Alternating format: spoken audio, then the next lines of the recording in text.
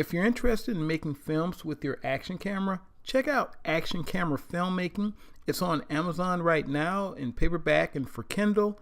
And if you're running low on money, there's also an economy version of it. So check that out. And if you're new to YouTube, I have a book called The YouTube Producer's Handbook, also on Amazon in Kindle and paperback formats. Let's not pretend that we don't know there's some politics at play here. There are people on YouTube who are allowed to get away with everything and people who are allowed to get away with nothing.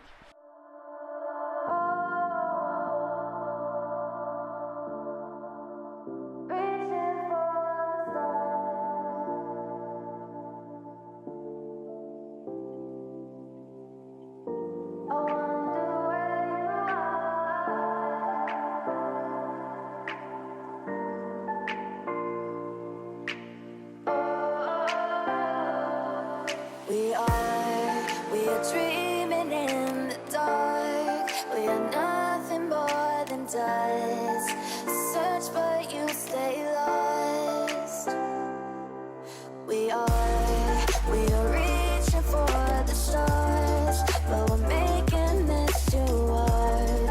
And I wonder where you are, mysterious. That's the part. Hey guys, Nathan Brandon Masters. I'm just going to do this video and throw this out here. You guys have probably heard what's going on with YouTube, the new policies and things like that. You know, my channels, my main two channels have not particularly been affected. They have the views and watch time and all that foolishness. And I'm not going to sit here and be one of these people who think YouTube is obligated to do anything. They're not. I do want to point out one of the issues, one of the problems that people have with YouTube when they do stuff like this is they're so sketchy about it. They're so sketchy about it. So people like me are kind of considered conspiracy theorists, okay? So it's kind of like, you know, I have all these ideas. YouTube's trying to do this. YouTube's trying to do that. Yada, yada, yada. Okay, YouTube is trying to do all these things. But follow me on this and see if this doesn't make sense. Now, it is my belief that YouTube knows what they can and can't do to create certain types of change. So they kind of create these incidents and then use these incidents to create stricter rules. Now you might say, Nathan, that's batshit crazy. Let me point something out to you. The Logan Paul video, even though it wasn't monetized, it was up on YouTube. Now, most people have kind of come to the point where we understand that that video would be demonetized and we would get a community strike for that. Any of us, people watching this and you know, the people on this channel who make videos and the people who are watching these videos, if it was any of us, demonetized, video you know, community strike, video taken down, that would have happened almost immediately, probably within the same day that it was uploaded. All right? Now, here's the thing. YouTube had seen this video. They knew this video was up. YouTube did not take the video down. Logan Paul took the video down. It was only days later YouTube was like, oh, yeah, we did this, we did that, we acted appropriately, we did what we were supposed to do. No, you didn't. Because YouTube admitted that the video went against their community guidelines.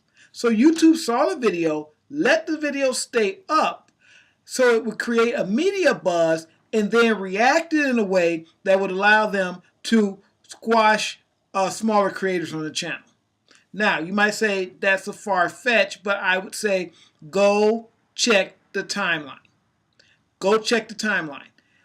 If they were truly afraid that advertisers would be afraid or pull out of the Logan Paul thing, if that was something they didn't want, they would have taken that video down immediately before it trended everywhere.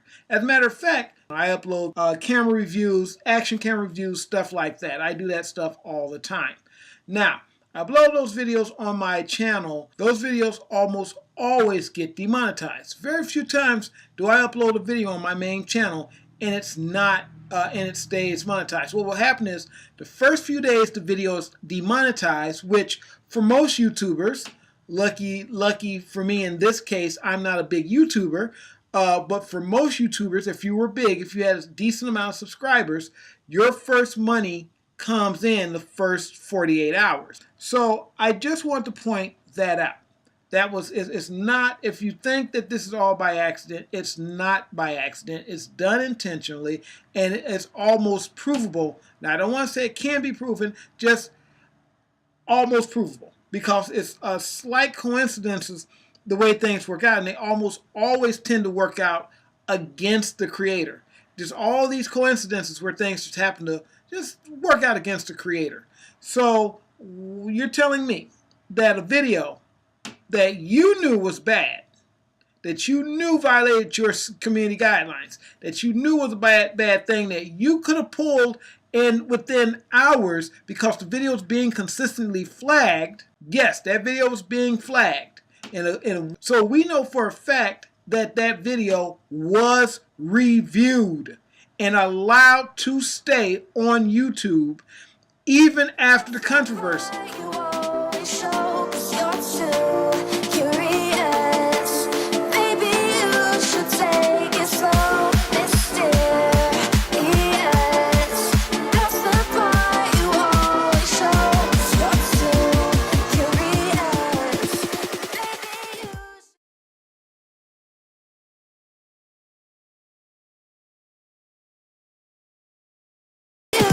Take it slow.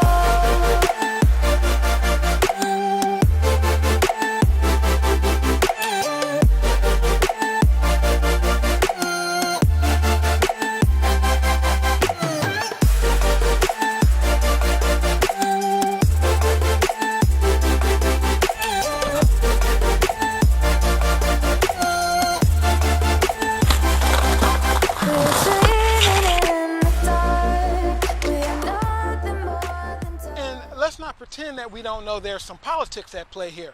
There are people on YouTube who are allowed to get away with everything and people who are allowed to get away with nothing.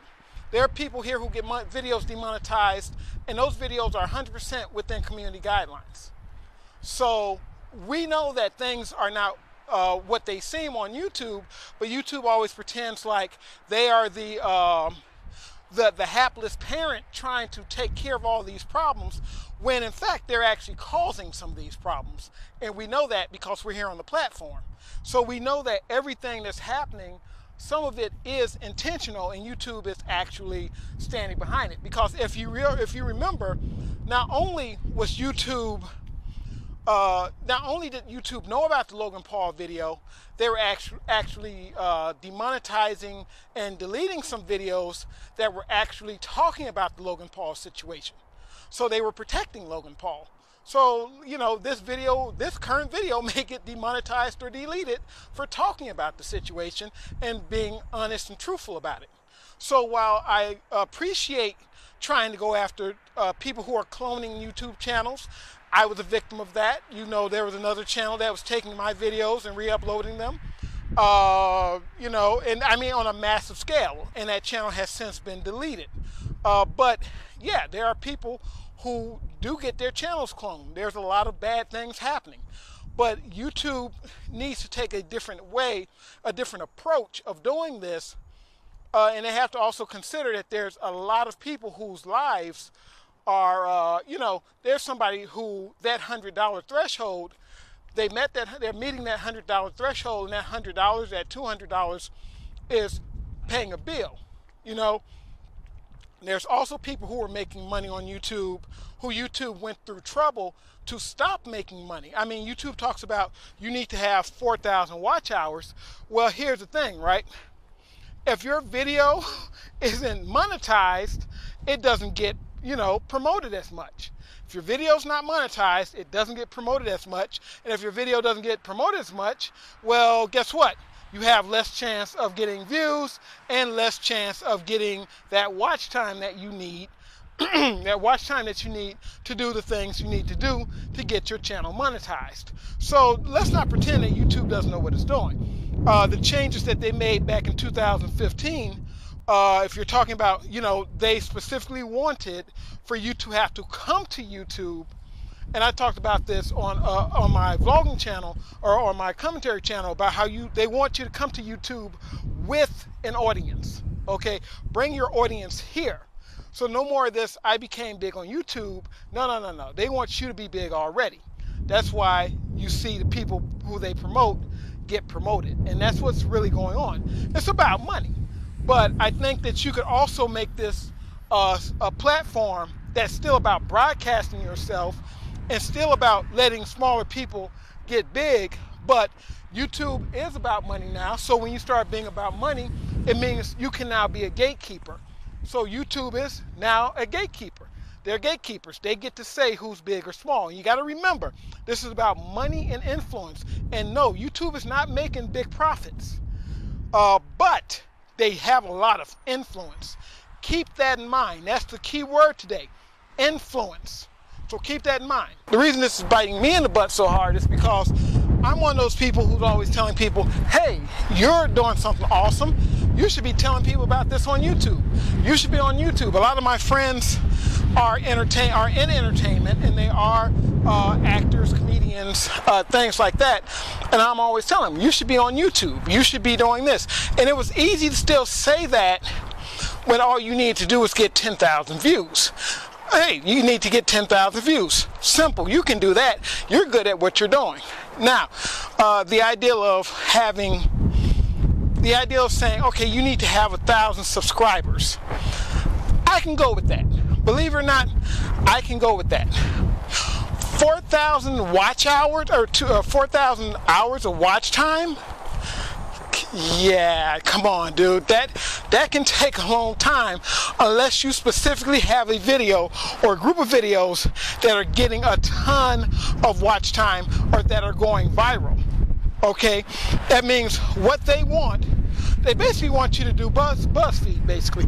Put up a bunch of content, and out of that content, some of it's bound to go viral. You look at the amount of videos that I have on this channel. I have about, I think, 400 or 500 videos on this channel, and very few of them go viral or get a ton of views. Now, if this was YouTube in 2014, all those videos would have at least 200 or 300 views minimum, and probably a few thousand views, like a few K views and climbing.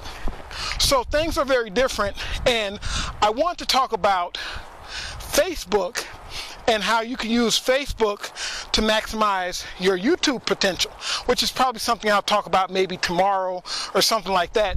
But today, this is something that needs to be talked about, so I'm talking about it now.